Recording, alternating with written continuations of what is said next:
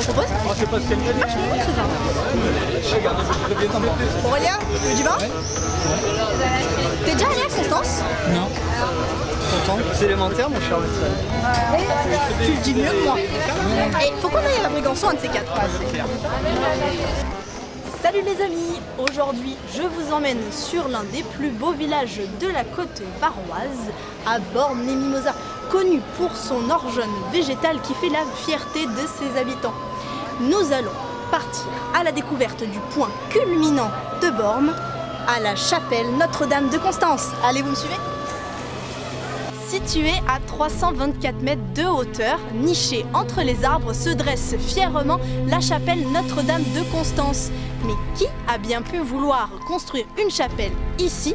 Et surtout, je ne peux m'empêcher de poser une question. Qui est cette Constance dont tous les Borméens nous parlent?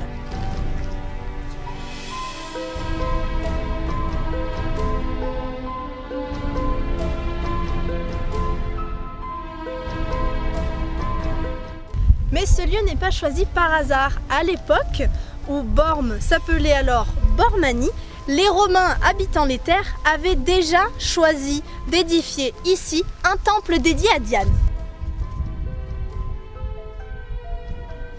Ce n'est que plus tard que la chapelle, telle que nous la connaissons, est édifiée au XIIe siècle par les Chartreux de la Verne sur la demande de Constance de Provence. Mais par tous les saints, qui est cette Constance ? Eh bien, c'est là que l'histoire se complique. On a très peu de documents concrets sur elle. Elle serait née au cours du Xe siècle. On la rapporte souvent à une certaine Constance d'Arles ou Constance de Vienne. Mais là encore, l'histoire nous laisse très peu de traces à son sujet.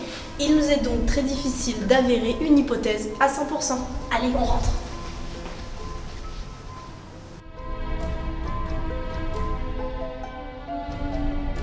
Vous trouverez à l'intérieur de l'église une très belle collection de vitraux réalisés par un Borméen, Georges-Henri Pescadère. Il relate ici les symboliques du christianisme. C'est d'ailleurs lui aussi qui a fait les vitraux de l'église Saint-Paul.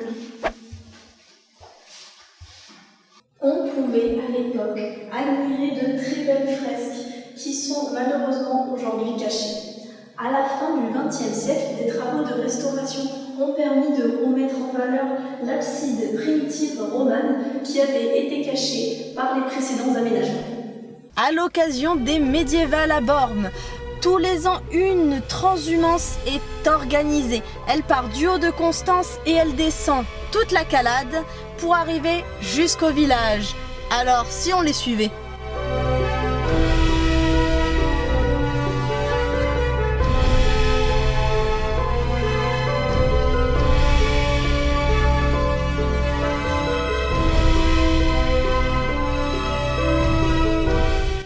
Dorénavant, quand on vous demandera qu'est-ce qui s'est passé à Notre-Dame de Constance, et surtout, si un Borméen vous demande on va à Constance, vous pourrez leur dire élémentaire sur Watson. Nous remercions chaleureusement la mairie de Bormes de nous avoir offert ces 2 super livres. Car si vous voulez tout savoir sur l'histoire de Bormes, eh bien c'est les livres à avoir chez soi. Vous pourrez les retrouver sur internet, sur Amazon par exemple, ou bien dans les librairies alentours. Et maintenant je vous souhaite à bientôt pour une prochaine vidéo. Et abonne-toi!